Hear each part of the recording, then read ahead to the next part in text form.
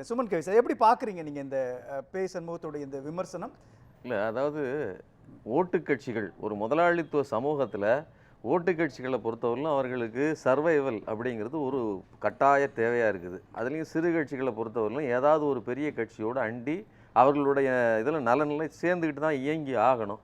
அதனால் அவர்கள் அந்த இடத்துக்கு அப்படி போகிறாங்க அப்படிங்கிறதுல வந்து நமக்கு ஒரு மனஸ்தாபம் இருக்கலாம். நான் இதே இடத்துல உட்காந்துட்டு கூட சில கட்சிகளை விமர்சிச்சிருப்பேன், ஏன் காங்கிரஸே கூட விமர்சிச்சிருப்பேன். அதெல்லாம் ஏன் அப்படின்னா இவர்கள் என்ன புள்ளியிலிருந்து எந்த விதத்தில் போனாங்க, என்ன மாதிரி நடந்துக்கிட்டாங்க அப்படிங்கிறதுலேருந்து. மற்றபடி இப்போ இன்றைக்கி சிபிஎம் போயோ இல்லை சிபிஐ போயோ வந்து தாவேகாவோடு வந்து அவர்கள் கைகோர்த்து நிற்பது அல்லது ஆட்சியில் பங்குன்னு சொல்லி விசிகா நிற்பது, இதெல்லாம் வந்து அவர்களுடைய தேவையை பொறுத்தது. ஆனால் அடிப்படையில் எல்லோருக்கும் ஒரு வகையான கொள்கை இருக்குது. சிபிஎம் சிபிஐக்கு இருக்கா இல்லையா? ஏதாவது ஒரு நோக்கம் இருக்கா இல்லையா? எங்களுக்கு வந்து சம்பாதிக்கணும், அதாவது இது பண்ணணும்னா அதுக்கு வேறு தொழில் இருக்குது, அதுக்கு அரசியல் வர வேண்டிய அவசியம் இல்லை. இப்போ அதே மாதிரி திமுகவுக்கு ஒரு நெசசிட்டி இருக்குது. திமுகவுக்கும் அது ஒரு, இப்போ நீங்கள் இது ஒரு படகு மாதிரி அப்படின்னா அது ஒரு கப்பல், அல்லது இது ஒரு சுறாமீன் அப்படின்னு சொன்னால் அது ஒரு பெரிய திமிங்கலம். அளவை பொறுத்து அவர்களுடைய தேவைகள் மாறுபடுகிறது. ஆனால் நீங்கள் டிடிஎஸ் ரவிச்சந்திரன் சாருடைய ஸ்டேட்மெண்ட்டை ரொம்ப கவனிக்கணும். அது ரொம்ப நல்லது. உண்மையிலேயே ஒரு வலதுசாரி ஆதரவாளர், பாஜக ஆதரவாளர், ஆர்எஸ்எஸ் ஆதரவாளர், அவர் சொல்கிறாரு ஒரு காலமும் பாஜகவோடு நேரடியாக கூட்டணி வைக்க முடியாது திமுகவில். ஏன்னா அதனுடைய நேச்சர் அப்படி, அதனுடைய ஸ்ட்ரக்சர் அப்படி, அதனுடைய கொள்கை அப்படி. சரிங்களா? அதுக்கு பிழைப்பு வேண்டும், அதுக்கு சர்வைவல் வேண்டும், எல்லா கட்சிகளையும் மாறியும். ஆனால் அடிப்படையில் இருக்கக்கூடிய முரண்பாடு இருக்கு இல்லையா, அது ஒருபோதும் ஒட்டு போகாது. அதே மாதிரி கடந்த காலங்களில் ஒத்து போறதை நீங்க எடுத்து சொல்ல வேண்டியது சந்தர்ப்பம். இதே இதுல சார் அதான் சொல்றாரு, கடந்த காலங்களில் நீங்க ராஜாஜியை விமர்சிச்சு ராஜாஜியோட கூட்டணி வைக்கிறீங்க, எல்லாரோட கூட்டணி வச்சிருக்கீங்க இல்லையா? பாஜக இது ஒரு நல்ல விஷயம். இப்ப நான் என்ன சொல்றேன் அப்படின்னா, இப்ப இன்னைக்கு வந்து விசிக தலைவர் திருமாவளவனே எடுத்துக்கங்க. அவர் மட்டும் இல்ல, வன்னியரசு அவர்கள்லாம் மிக கடுமையான வார்த்தைகள்ல திரு விஜய் அவர்களை மிக மோசமாக விமர்சிச்சிருக்கிறாரு. அது மட்டும் இல்லாமல் ஆர்எஸ்எஸ்ஸின் குழந்தை அல்லது கள்ள குழந்தைங்கிற வார்த்தைகளை எல்லாம் இவர்கள் பொது மேடையில் பேசியிருக்கிறார்கள். ஆர்எஸ்எஸ் நேரடியில் வராது, பாஜகவால் நேரடி இந்த மண்ணில் காலூன்ற முடியாது, அதற்கு பதிலாக ஒரு நடிகனை வைத்து இந்த தமிழ் சமூகத்தை சீரழிக்க பார்க்கிறார்கள். இதெல்லாம் அவங்க பேசினது எப்படி ஒரு 6 மாதம் 4 மாதத்துக்கு முன்னாடி. இன்னைக்கு அதே அவர்கள் சமூக நீதியை தூக்கி நிறுத்துவதற்கு விஜய்ங்கிறவர் வந்திருக்கிறாரு, விசில் புரட்சியை நடத்திட்டாரு.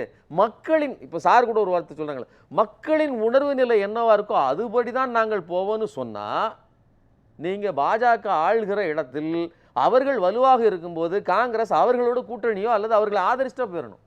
சொல்றது புரியுதா உங்களுக்கு? அதாவது பிழைப்பு தான் அடிப்படைன்னு சொன்னா மக்கள் பாஜக இல்ல.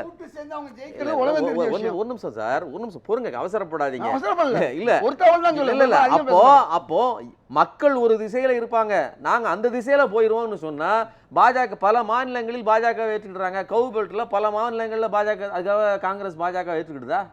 நீட்டை அப்படியே அதை ஆதரிக்கிறாங்களா? அல்லது விவசாயிகள் பிரச்சனை, அல்லது இன்னைக்கு தர்மேந்திர பிரதான் இல்ல சார், இல்ல ரவிச்சந்திரன் சார் சொல்றது கொள்கை, அதாவது அரசியல் ரீதியாக கூட்டணி வைக்க முடியாது, ஆனால் மசோதாக்கள் வரும்பொழுது வெளிநடப்பின் மூலமாக ஒரு ஆதரவு தருதுன்றது, அதானே அண்டர் டீலிங். அந்த விஷயத்தை திமுக பாஜக அதே சார். இன்னைக்கு ஒரு நெருக்கடியான பிரச்சனை இருக்குங்க. நீங்க பிஎம்சி பள்ளிகளை உள்ள திணிக்கிறீங்க, சிபிஎஸ்சி பள்ளிகளுக்கு அதிகமான இது பண்ணுறீங்க, அதிகமான பள்ளிகளுக்கு அனுமதி கொடுக்குறேன். இதெல்லாம் நடக்கும்போது இந்தி திணிப்புக்கு எதிராக நேற்று களமிறங்கி போராடுது திமுகவினுடைய மாணவர் அணி. அப்போ இதுதான் கொள்கை, இதுதான் எங்களுடைய அச்சாணின்னு சொல்லும்போது அதில் நிலையா நிற்குது திமுக. ஆனால் இவர்கள் பாஜகவின் கள்ளக்குழந்தைன்னு சொன்ன அல்லது தன்னைத்தானே அண்ணாவின் பிள்ளை, எம்ஜிஆரின் வழி வந்தவர், கொள்கை எங்களுடைய கொள்கை எதிரி பாஜகன்னு சொன்ன விஜய் எந்த இடத்துலையாவது எதிர்த்து கொடுத்து எதிர்த்து பேசியிருக்காரா? கரப்பான் பூச்சி ஜனதாதளம் கூட தர்மேந்திர பிரதானுக்கு எதிராக வேலை செய்கிறது. நீட்டுங்கிற அந்த அதாவது ஏமாற்று வேலைக்கு எதிராக அவர்கள் வேலை செஞ்சுட்டு இருக்காங்க. அப்போ பிரச்சனைகள் களத்தில் இருக்கு. ராகுல் காந்தி கடுமையா எதிர்க்கிறதையும் சொல்லியிருக்கேன். ராகுல் காந்தி, அதாவது நான் உங்கள்கிட்ட சொல்லும்போது அதாவது மக்கள் எந்த திசையில் செல்லுகிறார்களோ அந்த திசையில் நாங்க போவோம்னு சொன்னீங்கன்னா இங்க பாஜகவோட கூட்டணி வச்சுக்கலாம். அத சொல்றேன். ஒரே தேர்தலுடைய சூழல் தான் தீர்மானிக்கும். தமிழ்நாட்டுல எங்களுக்கு பாஜக வந்து வேற, பாஜக வேற நாங்க நினைக்கிறோம். அதனாலதான் அவங்க வந்து மதசார்பின்மை உள்ள அந்த மதசார்பற்ற கூட்டணியோட அவங்க சேர்ந்தாங்க. பாஜக மதசார்பற்ற கூட்டணிங்கிறாப்ல, அப்புறம் கொள்கையே கிடையாது அப்படிங்கிறாரு. அதாவது கொள்கை உண்டா கிடையாது. நான் தெளிவா சொல்றேன். ரெண்டு புள்ளி உருவாக்குறாரு. ஒன்று, நீங்க திமுக அதிமுக கூட்டணி அமைக்கலாம்ன்ற ஒரு யோசனை வந்துச்சு இல்ல, அது எந்த அடிப்படையில் வந்தது? ஒன்று.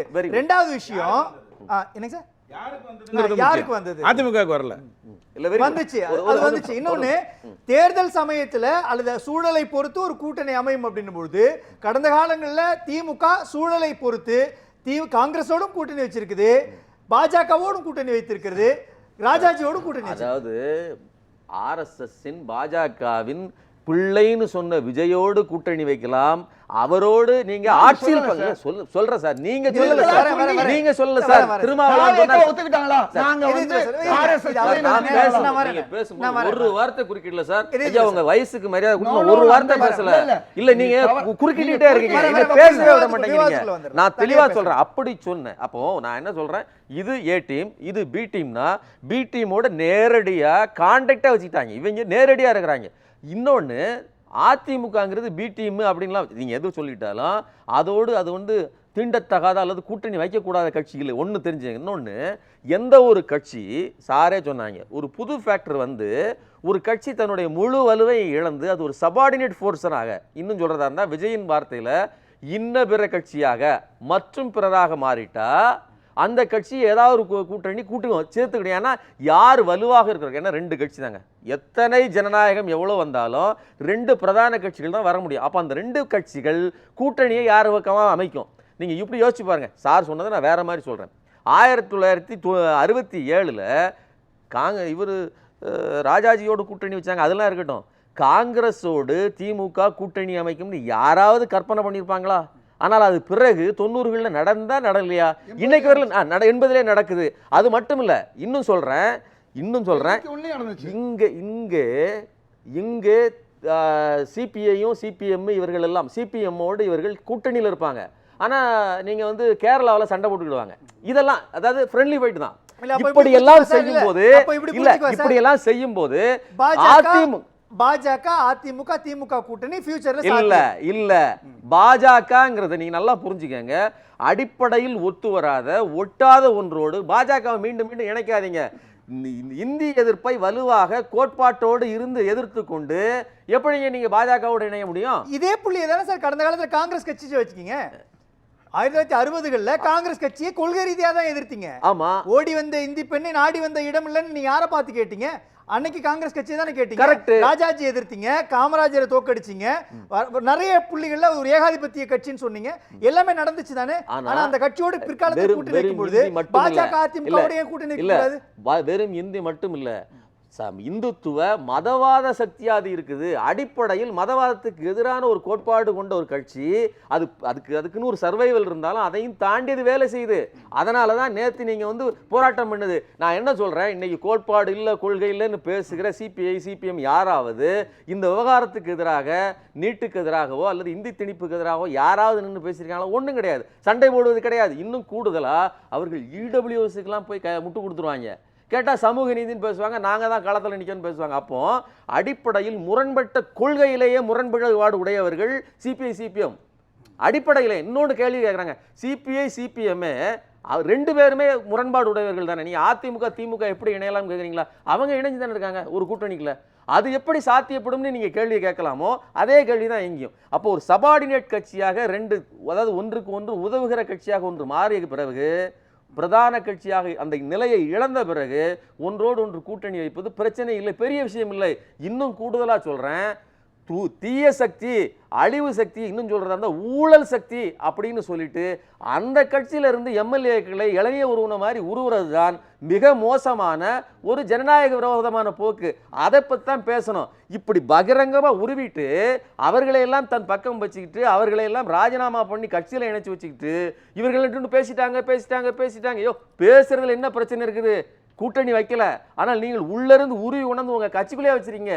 எவ்வளவு பெரிய அசிங்கம்னு மக்கள் சிந்திக்கணும். சரி, அப்ப இந்த நெரேட்டிவ் எதுக்கு சார் செட் பண்ணப்படுது? இது நெரேட்டிவ் என்னன்னா ஏற்கனவே, அதாவது நாங்க இதை ஆர்எஸ்எஸ்ஸின் பிள்ளைன்னு சொல்லிட்டோம், இது பாஜகவின் மினி வெர்ஷன் சொல்லிட்டோம், இன்னைக்கு நாங்க இவரோட சேர்ந்துட்டோம், அதனால திமுக ஒழுக்கம் இல்லைங்க, அவங்க மெயினோட சேர்ந்துக்கிட்டு இருக்கிறாங்க அப்படின்னு ஒரு நரேஷனை அவர்கள் சொல்றாங்க. ஏன்னா தாங்கள் கொள்கையற்று கோட்பாடற்று அங்க ஒரு தேவைக்காக போய் சேர்ந்துட்டு இன்னைக்கு தங்களை நியாயப்படுத்திக் கொள்வதற்காக திமுக மேல பழி போடுறாங்களே தவிர மற்றபடி அவர்களுக்கு வேற எந்த நோக்கமும் இல்லை, அவர்களுக்கு கொள்ளையும் இல்லை அப்படிங்கிறது என்னுடைய கருத்து. அவங்க தங்களை நியாயப்படுத்துறதுக்கான அவசியம் ஏன் வருது? அதுதான் சொல்றேன். விஜயை பற்றி இன்னும் சொல்றேன். விஜய், அதாவது சண்முகத்தை விட்டுருங்க, இப்போ போய் உள்ள சேர்ந்தார், அவர் பேர் என்ன பேர், சிபிஐல இருந்து சேர்ந்த மகேந்திரன், அவர் என்ன சொல்றாரு தெரியுமா, நடிகன்லாம் ஒரு ஆளாங்க, நடிகனை வச்சுட்டு அவர் எப்படிங்க பேசுறீங்க, கொள்கை கோட்பாடு சேகுவரான்னு கதையாக பேசினாருங்க. இன்னைக்கு பார்த்தா விசில் புரட்சி நடந்துங்கிறாரு. நான் என்ன சொல்றேன்னா, மகேந்திரன் உள்ள நேரடியாக கட்சிக்குள்ள போயிட்டாரு, சண்முகம் வெளியில இருக்கிறாரு, அவருக்குன்னு ஒரு கட்சி இருக்கு. மற்றபடி அடிப்படையில் ரெண்டு பேரும் ஒரே தளத்தில் இருக்காங்க. தங்களுடைய தவறுகளை அல்லது தங்களுடைய இயலாமையை அல்லது தங்களுடைய கொள்கையற்ற நிலையை நியாயப்படுத்துவதற்காக திமுக மேல அவதூறு பரப்புறாங்க அப்படிங்கிறது கருத்து. பேசுறாங்க சுமன் கவி சார், ரொம்ப சுருக்கமா சில வரிகள். தங்களுடைய கொள்கை கோட்பாடு அற்ற ஒரு கூட்டணி இன்னைக்கு ஆதரவு கொடுத்திருக்கிற காரணத்தினால் தங்களை நியாயப்படுத்தி தாவேக்காவை நியாயப்படுத்தல. மீண்டும் மீண்டும் சொல்றேன், தங்களுடைய சர்வைவலுக்காக அடுத்தவர்களை இப்படி அவதூறு பரப்புறாங்க. நன்றி சார், நன்றி சார்.